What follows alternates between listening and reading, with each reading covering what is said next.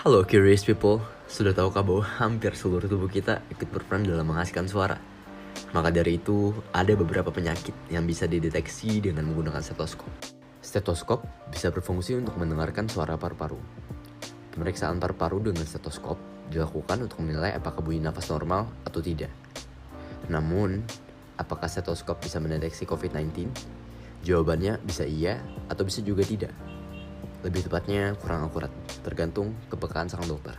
Nah, maka dari itu, kami ingin melakukan penelitian untuk mengidentifikasi COVID-19 melalui suara batuk, agar diagnosa COVID-19 lebih akurat dibandingkan dengan menggunakan stetoskop.